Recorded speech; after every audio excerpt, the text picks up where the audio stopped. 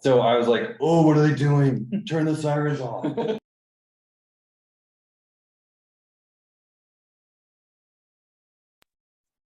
the way. Hey, Lee. Hello. Are you still kicked out of your office, Lee? Yeah. Only there may be a thunderstorm any minute, which may cause me to jump up and run. Yeah, right.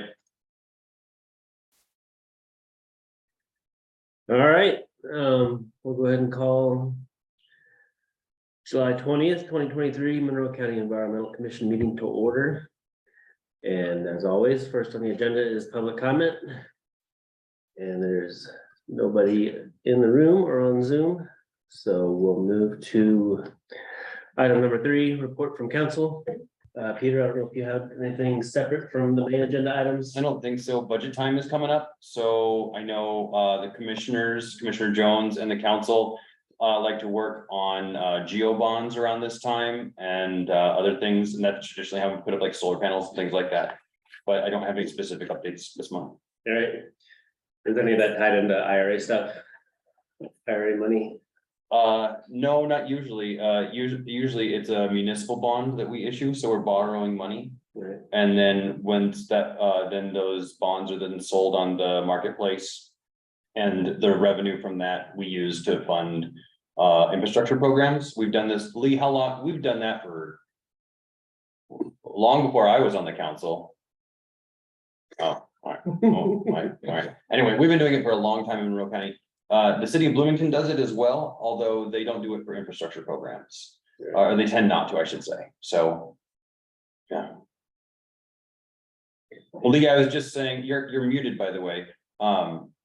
We were just talking about geo bonds, and I was saying that we've been doing geo bonds for a long time in the county, and it predates me. If you're talking to me, I'm not hearing anything right now. Oh, My Amazon just showed up and my dogs are making a huge fuss and I'm gonna lose my computer in a minute here. right. Thank you, that's fine. we should get We to can the, go to the yeah, next let's get to the meeting. agenda item, which is our main agenda item, update on the ERA Resilience Fellow and cohort. So I can't hear you, Nolan, at all. we're just moving on to the next agenda item, to the ERI update. Lee, can you hear me? I can hear you. All right. Louder and lower. Well, Peter, you're gonna be the Oh, one talking God. anyways, so, I'm gonna do something. okay.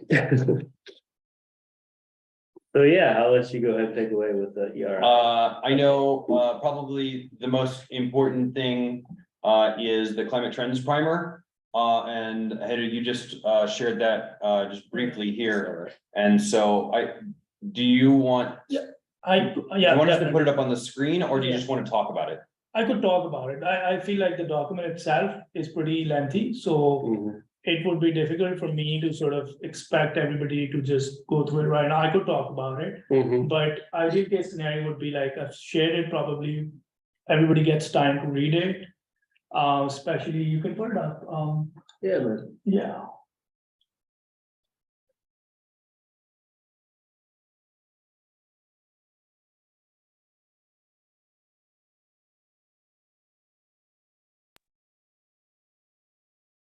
I am very sorry.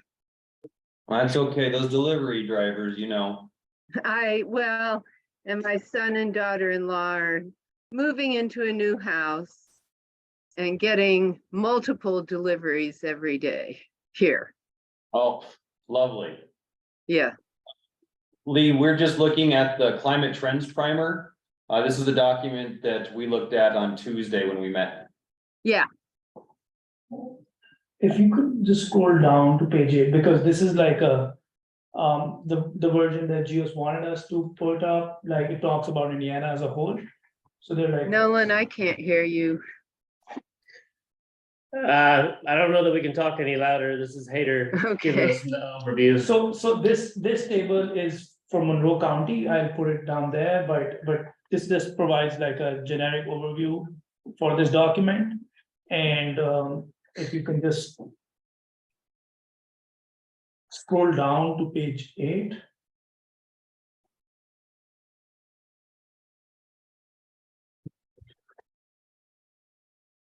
You know, when I get there, I don't know what page it was.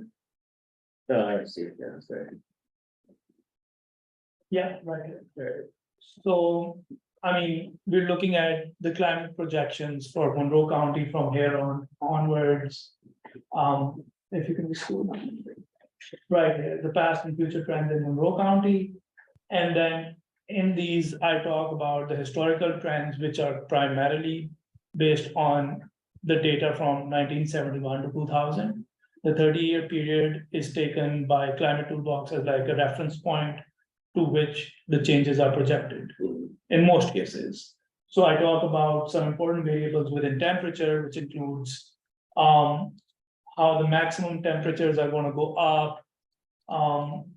There's a general trend of 0.5 degree F increase per decade in the last 30 years. And future projections are like, there's the whole text and their tables and their graphs that talk about it. Let's go down, please. Like here, we're looking at days with, heat index crossing 100 or 105. And if you notice, all of those values are expected to go up by mid-century. That pink dot is the mean and the purple dot is the mean for late century. So for mid-century, looking at like 25 days where it even crossed 105, whereas right now, even historically, that was negligible. Days when it's going to cross 100 degrees is going to be more than 40. And then by late century, it's going to be close to 80. So these are some important, maybe I think these are important variables to look at. Just forgot, like, that's the entire summer. Essentially. I mean, that's close to the entire summer, I mean, where it's yeah, gonna be over 100 degrees by late century. I mean, yeah, if you're looking at 80 degrees, that's probably 80 days. 80 days, sorry, yeah, Of temperatures over 100. over 100, but that's by late century. By mid-century, again, you're looking at more than 40 days, so that's also more than half, or at least half the summer. And then, so these are some important variables where I'm talking about just these important variables like days and like temperature as a whole, how that's going to change in Monroe County. I mean, these were the things Geos also pointed out, like these are the variables to look at and how they will impact. If you can scroll down. And then this is a little stat that I got of CDC, where they talk about heat is the most important factor in terms of like extreme events. So like this is for the whole of US. I couldn't get data for like Monroe County as a whole, but like generally speaking. And yeah, I've been part of a heat task force, and like that 700 number is probably super low because like they'll say the cause of death is a heart attack or the cause of death is something else, but Yeah, but what there's caused the heart attack, they don't really they address. never really- Yeah. And that's been some problem with being local data too, I think, is that Yeah. they don't really, Yeah. it's not in the. And like- files. You go. Does the Bloomington Heat Task Force, am I saying that right?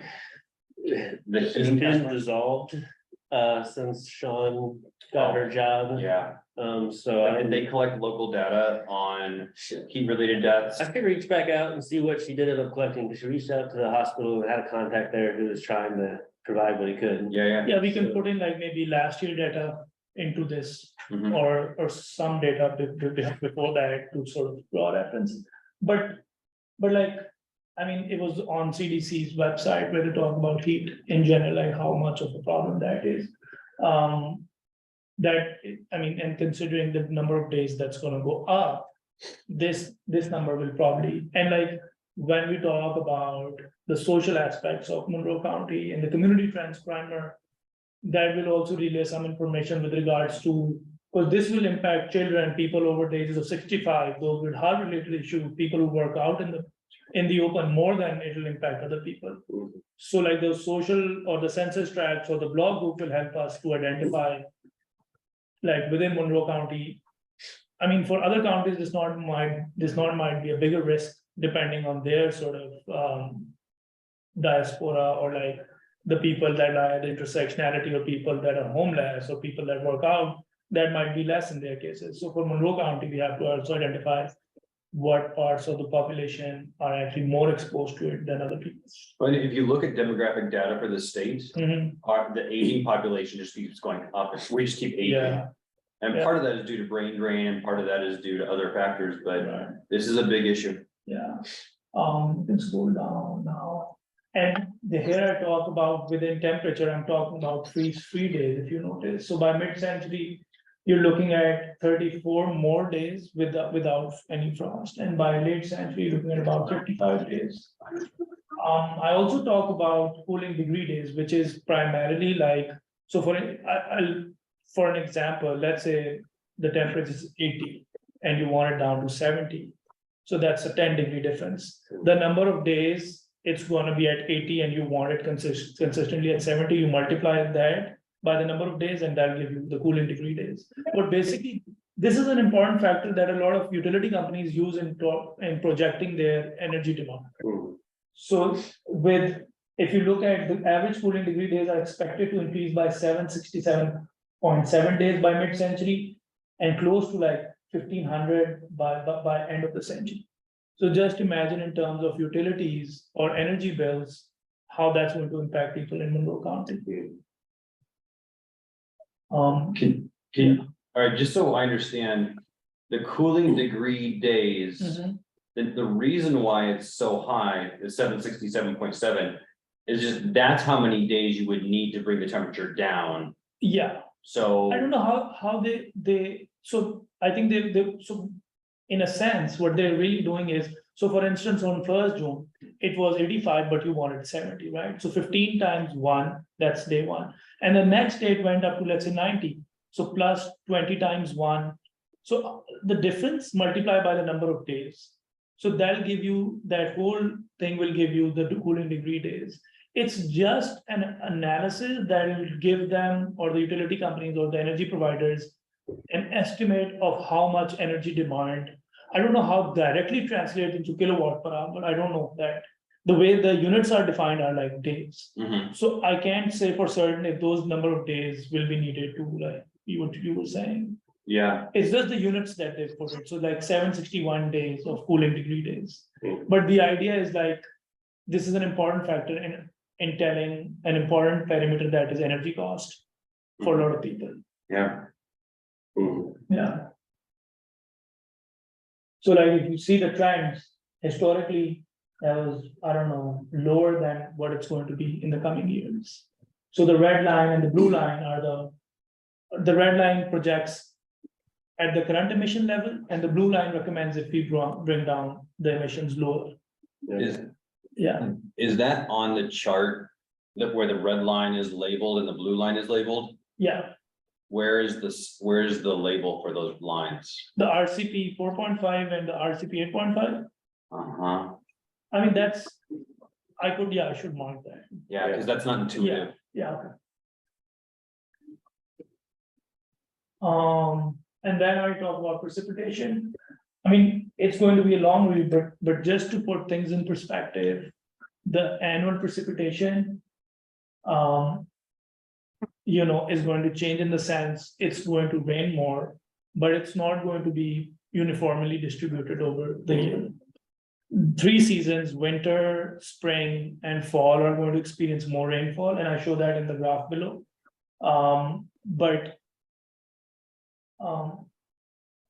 These graphs talk about historical trends. And this talks about the cost of precipitation related events that's gone up. If you look on the right, it's cost in billions and the number of events. And it's a historical trend from 1980 to 2023. And if you notice, all this graph suggests is that lately, if you look, the frequency has gone up, and also the cost related has gone up for flooding events, severe storms. Just these 2 events has gone up, or the frequency has gone up. Future projections, if you notice, precipitation will go up. Like it was 47 inches annually in 1990s. By by 2055, it's going to be 49.7 on average annually. And by late century, it's going to be 50.5. But like I was telling, it's not going to be uniform. Mm. An important factor for Monroe County would be in summer, it's going to rain less. But in spring, autumn, and winter, did I say that? Yeah, it's going to rain more. I'm gonna keep nitpicking a little Yeah, bit no, no, here. go on. In your note for figure A1-17, Yeah, where it says potential evapotranspiration. You should put a parentheses and write PET, close parentheses. okay, Because for folks that aren't familiar with these terms, okay. the PET is a misleading term. What is it? I think people can deduce that PREC is precipitation.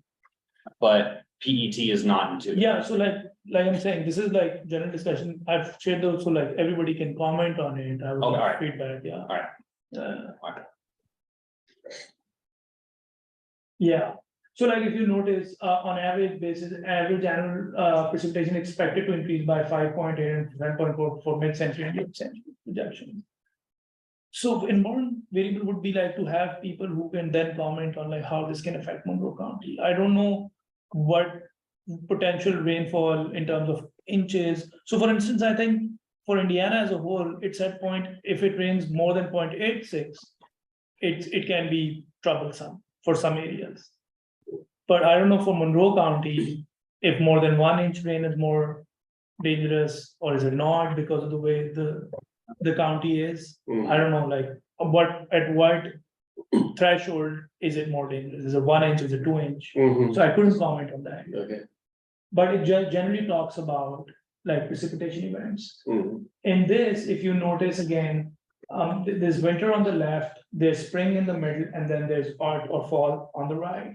The general trend, the center line, the horizontal lines are like the mean values, and all the mean values are expected to go up in the coming years for all of these seasons. An important thing about climate, especially when it comes to precipitation, is that prediction for precipitation is less certain. Climate scientists also, like, if you notice the variability of these dots on these future box plots, they're more scattered around the mean values. Mhm. Mhm. So you cannot really predict to a very higher degree these precipitation events, but based on the tools that we have Mhm. or I could access, these are like the things I could draw from there. And it looks like we need to be much more aware of potential flooding in spring than we are Exactly. in winter. And winter, fall. yeah, so even if in the winter, it like, yeah, so like in the spring, if you look, the mean values are going really up. But also like in winter, you have to take into consideration, it's gonna be less, there's gonna be less evapotranspiration. Right, Because the sun isn't going to shine as hard as it does in the summer. So that means there's going to be more water retention that's right. in winter and Well, fall. and there's gonna be less freeze days, so it's not gonna be snow Yeah, it's like not we gonna, get. yeah, right now. so it's gonna be more watery, I guess. Yes, And therefore, maybe people from the agriculture community can maybe comment on it better, or people from, right, they can probably, and that's where the vulnerability assessment workshop comes in, where people from different, areas and systems can come and comment on these things. that's right. We're just talking about empirical data that we have here. And for summer, this is an interesting graph that I thought was interesting at least. So for summer, if you notice, let me think. Which one? So the left one, projection for, yeah, so the left graph is for mid-century, the right one is for the late century. What's interesting to note is that precipitation is going to go down. So on the y-axis, there's precipitation, and on the x-axis, you have evapotranspiration. So if you notice, on the y-axis value is actually going down, while the x-axis value is increasing. So the idea here is to project that there's going to be less rainfall, but because it's going to be hotter summers, there's going to be more evapotranspiration that can lead to more drought events. Yeah, So the rain that we do get is gonna hit a hotter surface. Yeah. And it's not gonna stick around, Yeah, and there's gonna be lesser rainfall. right? And that lesser rainfall events are going to be inverse, or like in a bad way augmented by the fact that there's going to be a hotter summer. So more evapotranspiration is going to occur because the ground is going to be. So we're now getting this trend where in the winter, it's gonna be warmer, fewer freeze days. It's gonna be wet and Humid, it's gonna be humid, it's just the water's gonna sit still. Spring is gonna be a deluge yeah, of water. It's gonna be warmer and there's gonna be less transpiration. But in the summer, the rain's gonna drop off. It's all gonna evaporate and it's gonna be drought conditions. And then the fall is gonna be wet again yeah, at least by this data. this data that we have. Right. And Yeah, I think that's the trends we've been seeing already. I mean, yeah, so I think that can be seconded by the fact that people who have lived here for longer periods can comment on this, Yeah. while these are the trends that are out there. Yeah. But then an important aspect would be for people to maybe comment on it, that they have seen this in their time here. Because when we go back and looking at 1971 to 2000 data, I'm sure people are here that can come to the workshop and comment on it, that during their lifetime, they've seen these changes. Mhm. And what's interesting is the mean, comparing the mean of mid-century and late century. Yeah, As it moves up and down that y-axis, the precipitation, it doesn't change that much. so that's another thing, yeah, I think for, again, like I said, it's hard for maybe climate scientists to put these precipitation events into actual, so maybe I mean, I couldn't comment on this, like how this data is like, Yeah, like, but these were the trends. Mhm. Okay, so I sort of clubbed vegetation, wildfire, and crop suitability in under one heading. But what I was trying to do is like, yeah, because I think one leads to another and then to another. it makes sense the further into it you get. Yeah. So like vegetation, I was looking at the climate toolbox data and that it talked about deciduous forest, that's been the historical sort of forestry that's been prevalent here. Mhm. And naturally, the habitat, the animal habitat, everything then is because it's this whole ecosystem is built along the lines of like the way the vegetation is. Mhm. And going into future projections, if you can scroll down. We're looking at pool mixed forest right now and by mid-century. So that has already changed from historical trends.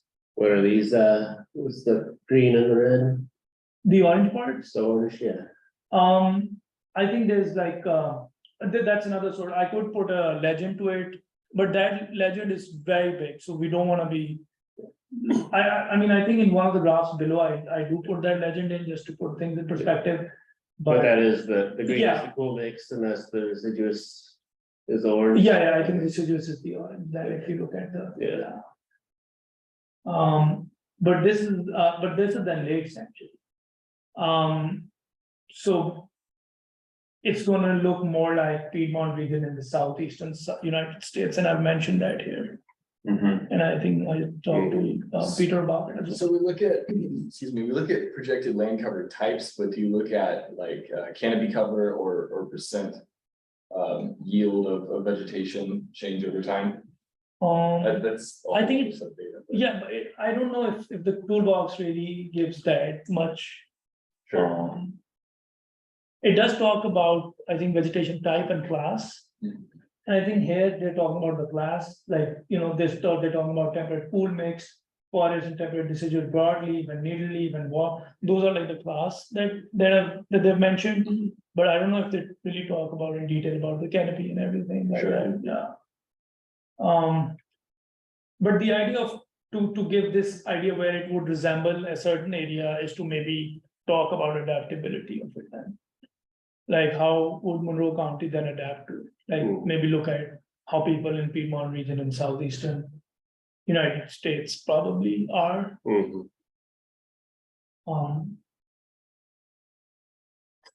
And then this also feeds into the idea that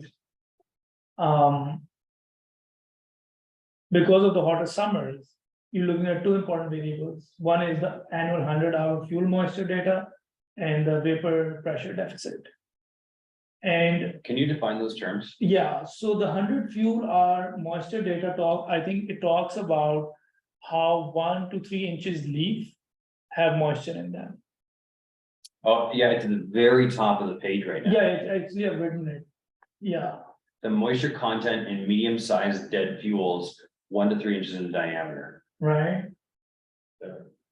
Because that's a decrease, that would be decreasing, the moisture content would be decreasing, it will give rise to chances of wildfires. Sure. And also because the new type of forest will have more resin content, and I talk about it in my text up, that it's high on resin content that will give rise to more chances of wildfire. And also, sorry, Oh, sorry, I was just Yeah. gonna interject, if it helps with your understanding, 100-hour fuel is the estimated amount of time it would take for that fuel, so that log to reach similar humidity levels as the surrounding environment. Okay, So, that's helpful, yeah. yeah, think of like a big log, it would take about approximately 100 hours to reach whatever relative humidity is. okay, And but this, for the purposes, this, I mean, this is a pretty small. Like diameter, it's 1 to 3 inches. yeah. Yeah. Interesting, okay, thanks. Also the vapor pressure deficit, that's going to increase, I think I've also defined what vapor. Yeah, which measure the difference between the actual and the maximum possible amount of moisture in the air. So that difference is also going to go up, and these sort of two important variables, then.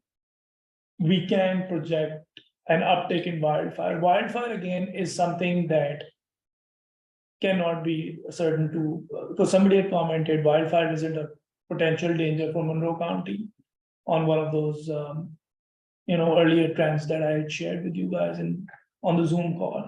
And I remember you sharing that document and then people giving feedback on that document. One individual had mentioned how that's not a danger. It might not be a danger at this particular time, but going forward, if you can scroll down, I've really sort of used Toolbox to give us those projections. So like the high fire danger days and by mid-century, I mean, on the left, I think we have historical, mid-century, and then mid-century extreme fire danger days. This tool does not give projections for late century, it only gives projection for mid-century. So for mid-century, we've calculated the number of fire danger days and the extreme fire danger days. So this, I think 1 of 4 high fire danger days is actually a lot. That's like 1/3 of the year. Annually speaking, almost 1/3. And we've got a lot of forest here. Yeah.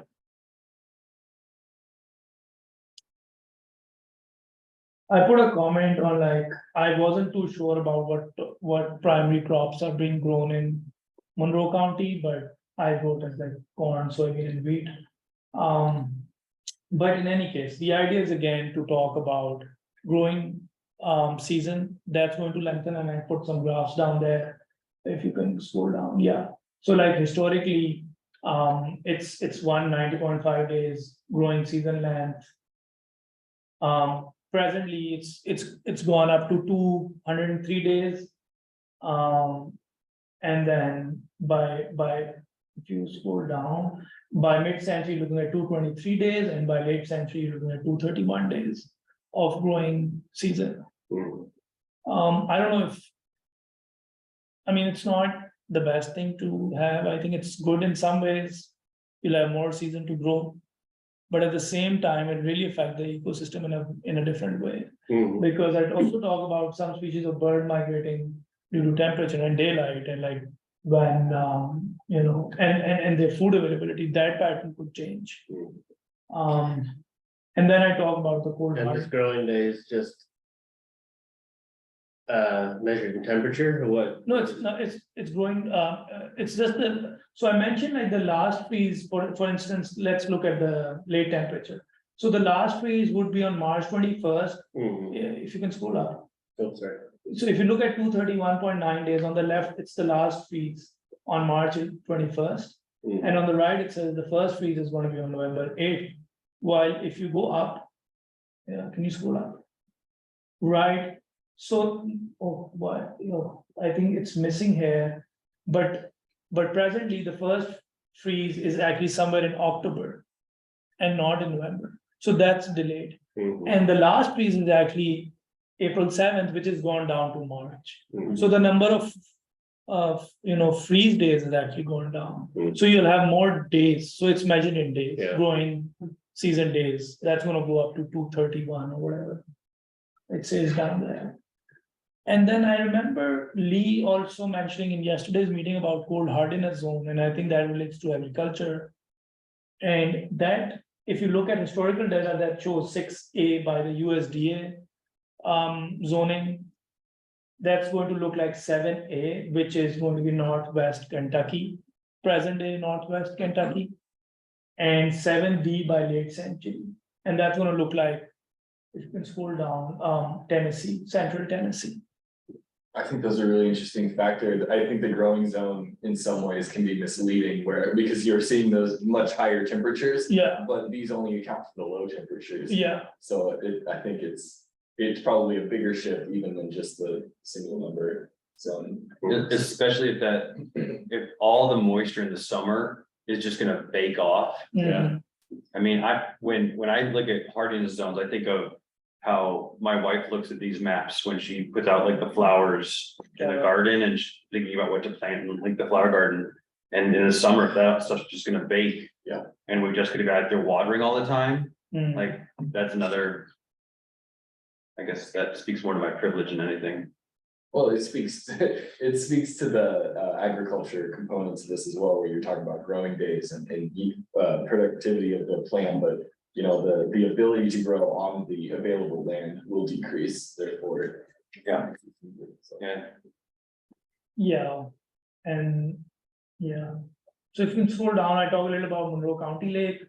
And I put a picture of Monroe County Lake, and you used like visit in Bloomington as like the source of it. But I think these were the important sort of variables I agree. to consider. Yeah, I mean, I think you guys can take your time to read it and like put any comments that you have there. But I think these were primarily the things that I found for Monroe County. Awesome. Yeah, Is there anything specific that you're looking for in comments? not really. So like, for instance, because I haven't lived there long enough, Sure. I wasn't like, for instance, I don't know what sort of crops are grown. Sure. So like maybe comment on that, like, okay, these are the crops and how the changes in weather can impact that, just to make this document maybe more meaningful. And specific, I guess. But other than that, and then also like, at times I've commented on like, okay, the temperature is gonna go up or the precipitation is gonna change.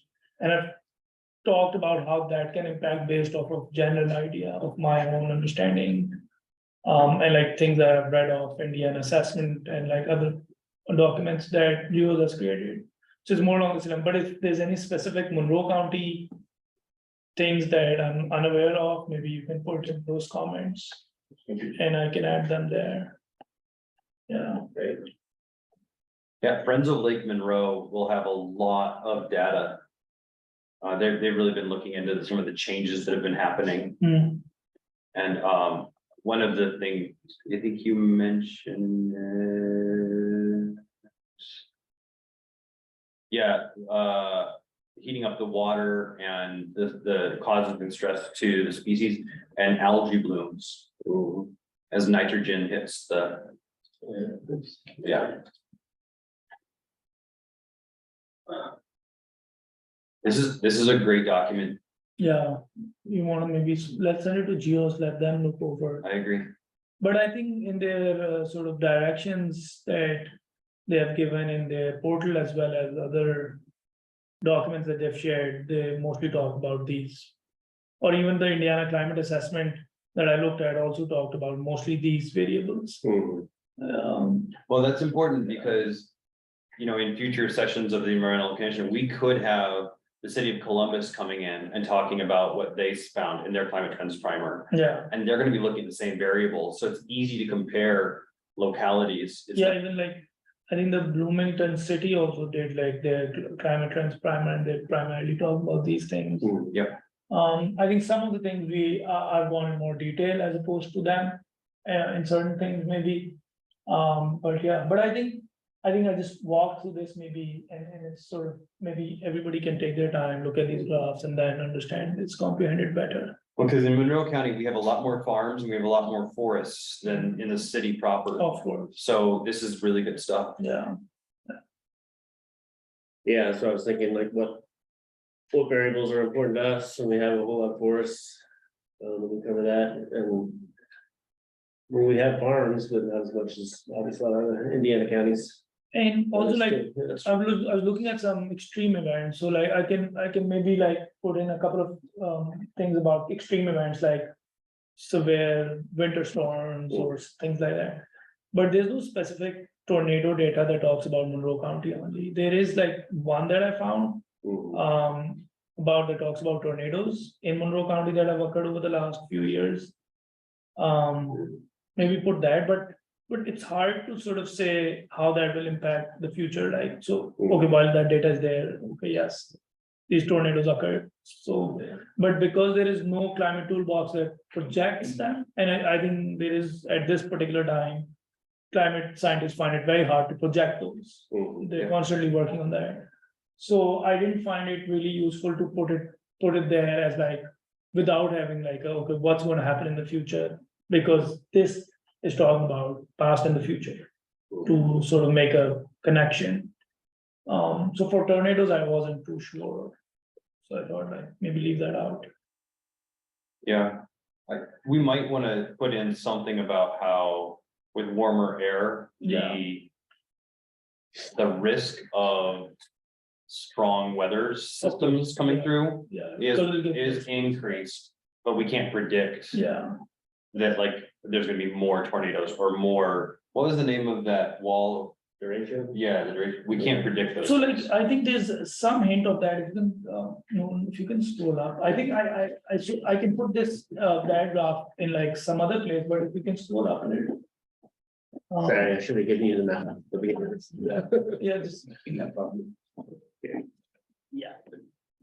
But yeah, also while you're scrolling, I think yeah. maybe this adding graph. some more water quality data would be important, because we are so dependent, our county is so dependent on surface water Right, as a water source, probably more so than a lot of Indiana counties. so within precipitation during these events, I think I've mentioned it, how the water quality is going to change. But since I'm talking about climate science, I was like, oh, wasn't sure, maybe in the community primer, we can talk about these resources that are out there and how that can change. But like, for instance, I found this really helpful, which talks about billion-dollar disasters. So like, if you notice, I sort of selected flooding count and severe storms. And that frequency I found sort of going up, and it showed like a trend, like from historical trend, like 1980s to 2023. I can look at this thing right here and then sort of assess. Okay, the frequency has gone up and it's likely going to go up. Does this take into account inflation? Yes, it does. Okay. It's CPI adjusted. Oh, I didn't see that, sorry. No, I think it's not. Yeah, but it's CPI adjusted. Yeah. That's a good question. I think it'd be really interesting to see it contextualized with, I know there's an international climate report that's put out. I forget who does it, but it's really detailed. That does a lot. I'm sure you found it at some point, but Yeah. to see how our factors and our data compares to what they found important. Yeah, so I think what the general trend in most of the reports is like temperatures naturally. Precipitation, I again mentioned, a lot of, I've read some academic data on that. The problem, like I said here, if you notice, even the future box plots, these dots are so scattered, it's hard to, so the length of this box really talks about the certainty. And the difference between the average values talks about how much it's going to change. And measuring the magnitude as well as the size of that arrow that's spread across, comparing those two tells you how certain this data is. If you look, for instance, here, in this case, this mean and this mean has a very small difference. Well, look at the length of this. So the difference between those two arrows is so large. It's hard to sort of say with certainty. Somebody cannot come up to you by mid-century and say, oh, this is what you predicted, but this is not what's happening. Because naturally precipitation events cannot be predicted to a very certain degree. Right. Well, and that's gonna be important for, like, this data is going to lead into the resilience plan for the Yes. county. And we're gonna have to create policy, fiscal policy in the council and executive policy in the commissioners on this data. And that's an important thing to keep in mind, that Absolutely, with this variability, we can't be very certain. right, So we don't wanna, take a lot of action on, trying to predict rain or tornadoes. absolutely. So for But we know instance, it's gonna be wet. yeah, so for instance, when we're looking at, I'm just thinking it out loud, when people are you're looking at this data and you're sitting in those council meetings, one could always ponder and like think about the fact that your energy bills because of the cooling degree days are going to go up. And naturally, it's going to be more humid. So how do you prepare for that in terms of like building Monroe County buildings more resilient to that? Yeah, Though that's an important factor, I that feel. is an important factor. So Um, we would change the code, the Monroe County Building code, codes, to make the houses tighter wrapped, right, so we keep the heat out yeah. and the cool air in. And naturally also like, I feel like with Monroe County and let's say majority population is concentrated in Bloomington and that too like students. And how does that feed into like this whole resilience planning then? Right, well, And, yeah, but we are growing, and as we're growing, we're expanding. right, So the fastest growth that's happening is not in the city of Bloomington, it's happening in Ellisville right now. wow. So as more and more people move here, because they will want to move here, Right, we're gonna have to keep all this in mind. right. And I'm also creating like a ArcGIS map. It's a web application, I think that can be used by Monroe County. And so it's gonna list all the social vulnerabilities. It's gonna have, yeah, so I think that'll really help in terms of like seeing where on the county. You have these maps where people are, let's say, without cars or where the hospitals, are. Like all that is going to be there. And like the tree equity, like the tree canopy thing, I think it's gonna be part of the ArcGIS map web application. Yeah.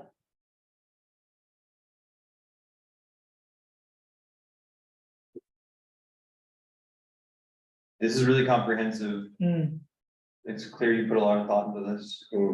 yeah, Who is the audience for this specifically? for this document, you mean? So the idea, I don't know if the audience should really be too many people, but the idea here is to have like a document that talks about climate resilience plans, and this will all feed into that document. Sure. So for that, I think that document with the audience will be the public, of course, because I don't know if it's going to be posted on the. Everything we do is public. So no, but it's going to be part of the Monroe County website as like a PDF.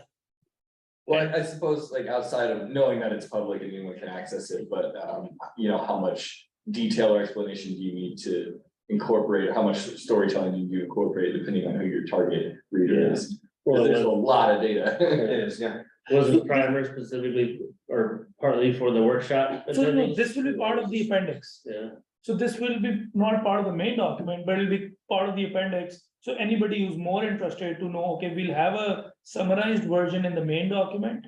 And then say, okay, there's an appendix if you want to read the detail.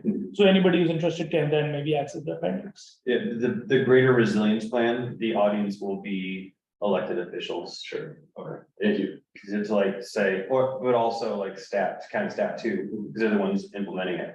So like the city's climate action plan is really interesting because if you go into different sections, there's like these executive summaries that speak to the elected officials and like, okay, here's how you do this, here's what you need to know. And then it's like the rest of it is for the nerds, right? Like, there's all this data and it's wonderful. So you can deep dive if you want to.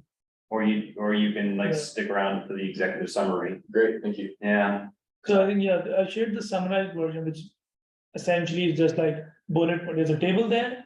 that talks about these, and then there's literally, like, I think you shared that with the council the last time I presented it. Probably. Yeah, and then that's the one people commented on, Mhm. and I was talking to Gio about, like, there's so many.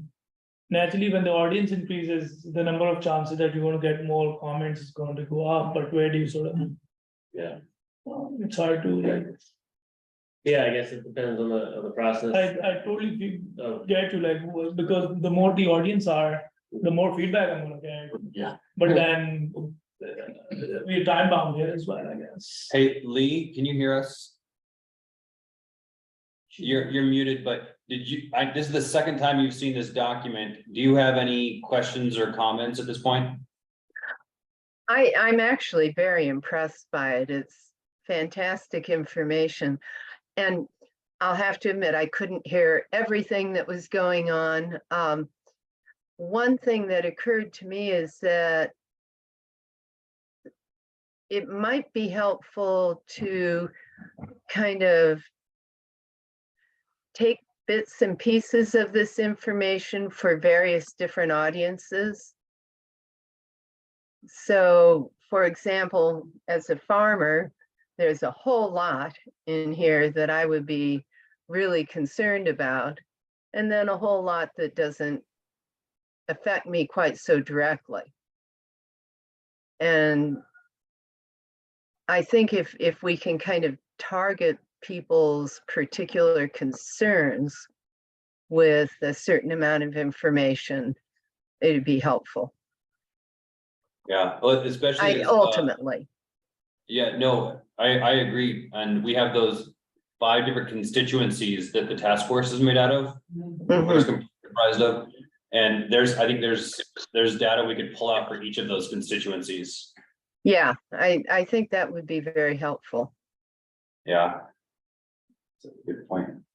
But there's also like religious in that, how do we pull out religious data?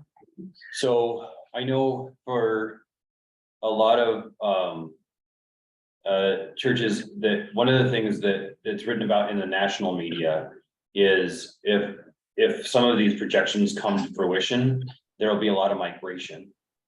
And where we've seen migration happen in the world, you see places like the Red Cross, and churches are the ones that come and like, they're the ones giving like water and Yeah, like they have- doing that have sort of to- thing. Yeah. And I think that's part of it. Lee, I think there's going to be one summarized version of all of this that we can share with those that are part of the task force, and then they can share it with their invitees to the workshop. Yes, that's Yeah, but very much yeah. what I'm thinking of. yeah. Another thing that's occurred to me, Peter had mentioned that when the city did their workshop, not very many people showed up for it. Well, it's happening on Wednesday. It's coming up. And they didn't have as many registered as they had Oh. hoped. Okay. I think that at this time, people are more focused on how to prevent climate change. I mean, just your ordinary, average, everyday person. And they really haven't put much thought into how to cope with it. And I think a lot of this information is, I mean, incredibly important and people need to know about it. But I think if it included some suggestions of the types of actions that could be taken that would make a difference, I think people would understand what we're trying to do better.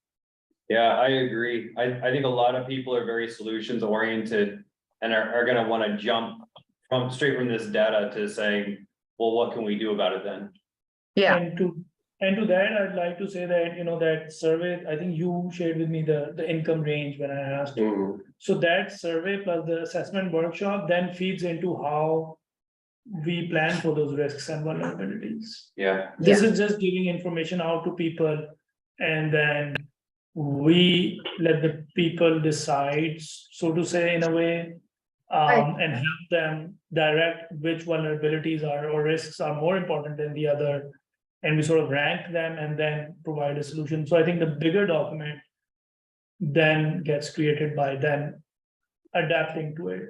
Yes, I agree. Yeah. I guess the audience that I'm a little bit concerned about, and I don't know, Peter, have you heard anything back from your invitations? I was going to, no, not yet.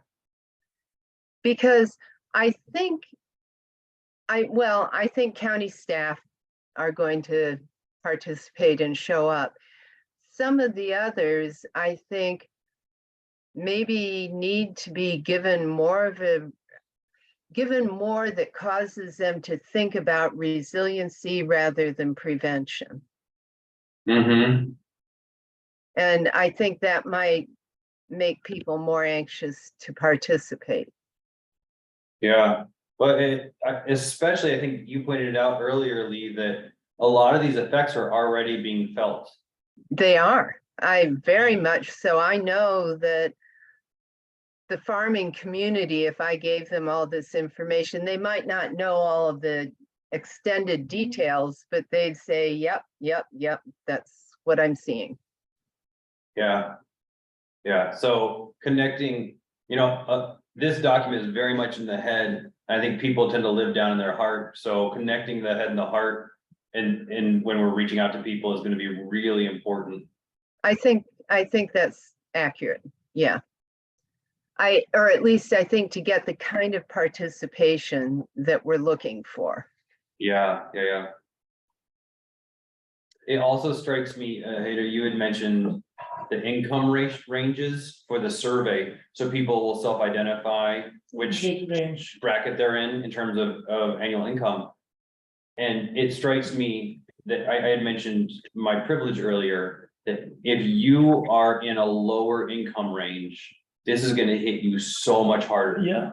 If you don't have Every way. resources, Absolutely. and the heat, the water, the Mhm. everything. Yeah, so like then I think it would be helpful for the county to make, like talk to like energy providers, like help them understand like, okay, you have people here who are more vulnerable, let's say, like there's a large population within a certain area which could be more impacted. So I know for a fact that there was I was talking to somebody and they told me that there is like a policy or like a law that prohibits utility companies to not cut off electricity. That happens here. So like, for instance, those things this can help you decide that as well. That's right. Yeah. Yeah, Like, that's true. At the same time, there are reasons that many of those ordinances have been put in place. Mm-hmm. And you can't just decide that those reasons don't matter.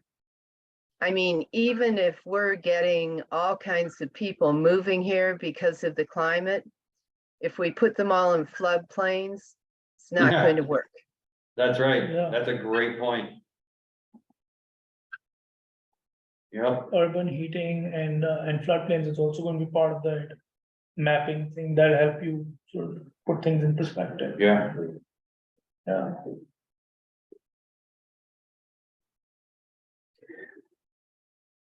Is there a date that you need feedback for this round from us? Not really. So like from my end, it's sort of like I'm gonna start working on other things, and meanwhile you guys can take your time. Okay. I mean, it's going to be part of the bigger document. The only thing is like once maybe like point out like important things like I think the summary is pretty much complete that we can share when the workshop is happening. Mm-hmm. Prior to that workshop, like a couple of weeks back, we can share the summarized version.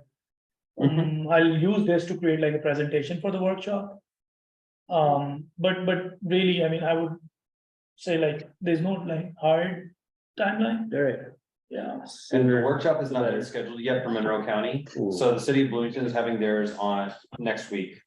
We're thinking ours might happen sometime in late August, early September. Okay, well, okay. So yeah, do you wanna give like a broader, I know you've got a lot going on in the past month, surrounding this? Yeah, There's nothing- so the end deliverable is a climate resiliency plan Mhm. for Monroe County. And that's gonna be a document that the commissioners and the council and other groups in the county will make policy from. So it'll be a document that says, okay, based on what we know, these are the trends coming out of the historical trends. And it looks like these are the vulnerabilities. Here are some solutions, you know, and then here are some things you can do. Some of the steps might be time sensitive, whatever, but that end document is gonna, I know is gonna be something that we'll probably be writing together. This body will, of course, review it before it goes out and it's public and everything. But in order to populate that document, we now have the climate trends, which is this document. Hader has been working on a community values documents to say, you know, these are who is in the community, these are the community values, that's the community trends. So those two things are gonna go into the document. The third item that's gonna make up that document is the survey. And so we're gonna be working on getting that survey out, not only to county staff to send it out to people, our climate folks to send out to people, but also distributing it at like the public library, distributing it at the trustees' offices. That way we're getting a broad swath of the community, because we really want this to be community wide. Task force maybe. That's Yeah, right, they'll be they can send sending it out to out- their circles. Yeah, you So guys can- we'll have survey data that will help contextualize some of this. And then we're gonna have 2 workshops that are gonna be community-wide workshops. One is going to give us data on what are the vulnerabilities based on these data. So, you know, what are the vulnerabilities for social groups? What are the vulnerabilities for the built environment? What are the vulnerabilities for, you know, all these organizations or these different sectors of our society? So we're gonna talk about, okay, here are all the risk factors, the vulnerabilities. Then the second workshop is going to be a solutions workshop. It's gonna take all these data, they're gonna look at the list of vulnerabilities and say, okay, we know what we're projecting might happen. We know what our vulnerabilities are. What are some of the solutions that you as a community can come up with to address these vulnerabilities to ensure climate resilience? Those solutions, those vulnerabilities, the survey data, the climate trends, and the community trends will all populate that end document, that end deliverable, which is the resilience plan. For those 2 workshops, the idea is by and large the same folks will attend both of them, or is it gonna be separate? Yep, it would So be, Peter, yes, do you envision this becoming a part of the county code? I think there's going to be portions that could become part of county code. I don't know what those are right now, but it will be important to have planning there. Oh, yes. And because county code is very broad. So there's a lot that we could talk about that could be changing county code to reflect some of this data. I'm not at all prepared to talk about that, though. Yeah. Yep. But yes, I do think planning would look, if we had someone from the planning department here tonight, they would probably already be sketching out, oh, okay. If this comes to fruition, then, okay, here's what we could do in the code, or this and that. And I think the same is true, we invited, members of our, first responders to be part of the task force, so the sheriff's department and the fire protection district. And, I mean, they're gonna look at this data and think about it very differently than the way that we're thinking about this data.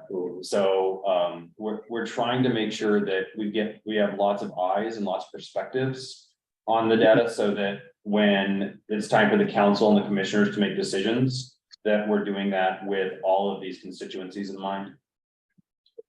Yeah. And I know the city of Bloomington's doing that, the city of Columbus is doing that, these are all the cities in the cohort. But this is the first time that a county's done this.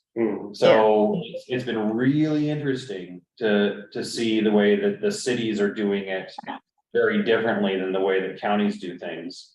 And we're moving a little slower than the cities are. But we also have a lot more constituencies, or I should say, not more constituencies, but more diverse constituencies in terms of in a rural context.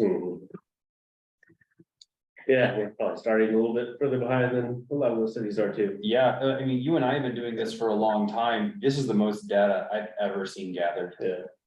And I was around, Lee, you and I were around when we were collecting data on how many kilowatt hours were being used per building.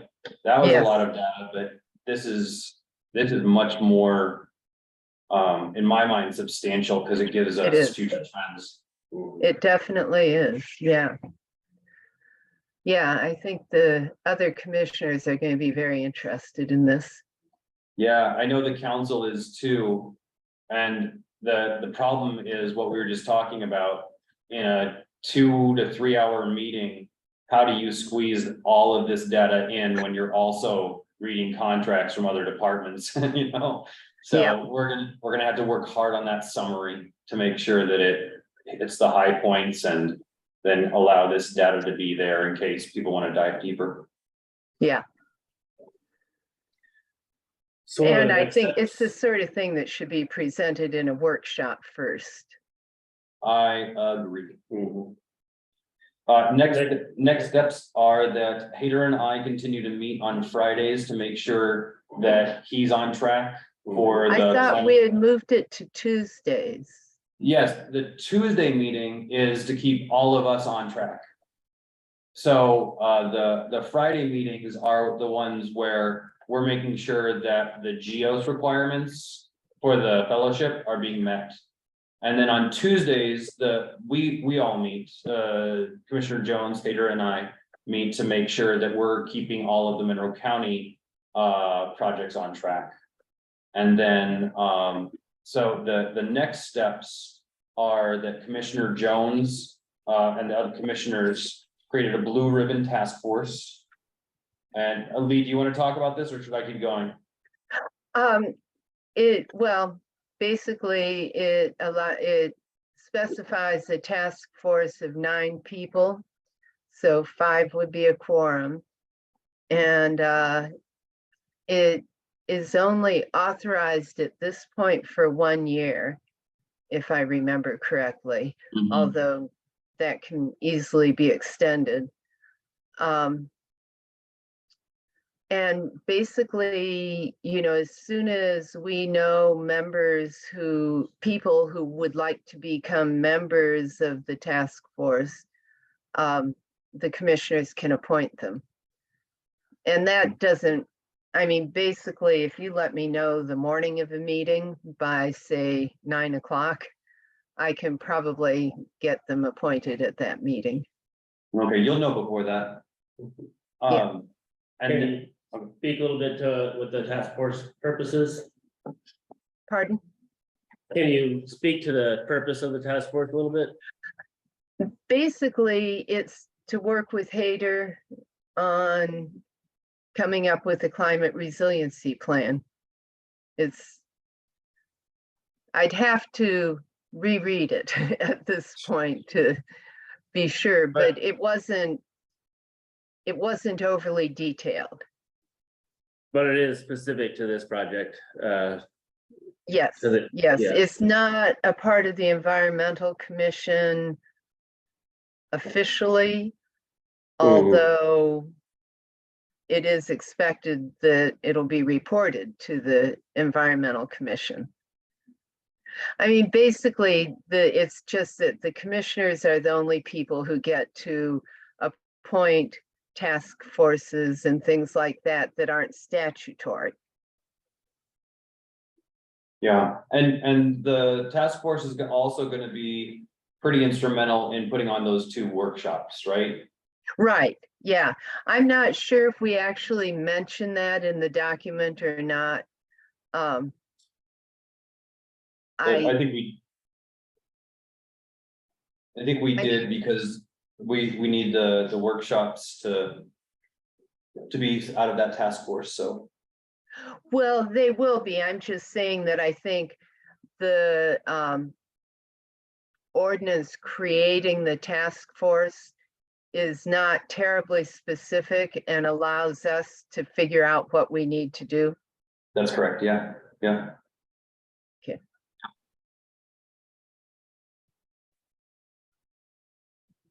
All right, appreciate all the work you've done. I know you are putting in tons of work, tons of hours. It's that guy right there. Yeah, it's very impressive. Thank you. And yeah, I guess the emails I've seen too, you'll be staying on as the plan. Oh, okay. Or is that not, sorry, was that not the plan? Or that's the thought? It is, Or that's a possibility? I would say it's the desire of Okay. multiple organizations Okay, that this work continue. yeah, And we are, in the process of making that happen. okay.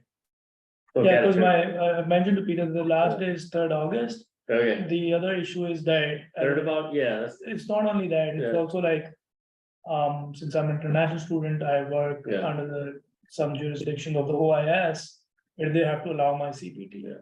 And with the new students coming in, it's gonna take time for them to authorize that. so yeah, I didn't mean to speak out of turn, but if your last day is the third, then you would need comments back on this primer. Very soon. Yeah. Like it, assuming that the third was your last day. Yeah, Okay, so hopefully, yeah, but even if by 3rd August, I think, this does cover a lot. And hopefully by 3rd August, we'll have the community primer and the RGS web application Mhm. to at least have everything in place for doing the next steps. Okay, Yeah, other than the workshop, which won't be happening, I'm guessing, yeah. by 3rd August. And then I haven't been keeping up to date. So there's the cohort, which is a whole separate group. Right, Peter, that, The cohort is the collection of cities all over Indiana. oh, I thought there was a separate, okay, sorry. No, so Gary, Columbus, Yeah. Bloomington, Monroe County, Okay, not South Bend, Gotcha. I don't know. keep my. I know, there's a lot of, there's a lot of terms. Yeah. Yeah. All right, well, great. Yeah, again, thank you all for doing all this and we'll get some feedback to you here shortly. Is there anything else on this topic before we move on the agenda? I don't think so for All me. right. All right, well, yeah, that was obviously the main item. The next item is old business. Does anybody have old business? I did want to bring up, I know last month we had the Dry Clean Indiana Yeah, come. And I know there was talk about having them, probably next step is the sheriff's department. yeah, And if there's anything that we can do or if anything has been arranged, I was curious. I would need to follow. Lee, do you know if the Dry Clean folks have met with the sheriff's department yet? I haven't heard anything about it at all.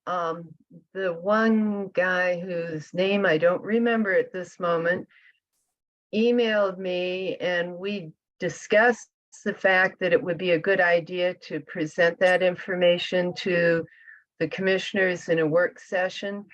And I haven't heard anything further. Is there anything you need from us to reach back out to the Dry Clean folks or is that an internal discussion probably that needs to happen first? Maybe what I need is if you could send me the information for contacting them. And probably what I should do is ask Angie to contact them and set something up. Great, I can do that. Great. Next item, oh, go ahead, sorry. Oh, I was just gonna say, actually, I'm sure that the legal department has that information, but Yeah, I'm sure Jeff Cockrell has some information, but yeah, I'll just resend what was sent out before. great, yeah. Next agenda item is new business. Any other items for new business? Okay. I did have talked to some folks for applications for the environmental commission. Lee, if I wanted to recommend somebody, would your commission want to talk to them before you all bring that to your meeting, or how do you want to go about that? Because we have one commissioner appointed position and one council appointment. I think that if you feel they're appropriate, that we would go ahead and do it. Okay. All right, I was gonna talk to probably one more person. There was 3 applications that I got all through council office. So after I do that, I'll reach back out to you all. And then we will have a full body, Full body. That would be very good. no Although I vacancies. don't think I'm going to try to Zoom again. I would not say this worked real well. Well, we would love to have you here in person. So. All right, if there's no other, nothing else anybody would like to add, our next meeting is Thursday, August 17th at 5:30. And with that, I'll go ahead and adjourn our meeting. See you, Lee. Bye. Bye.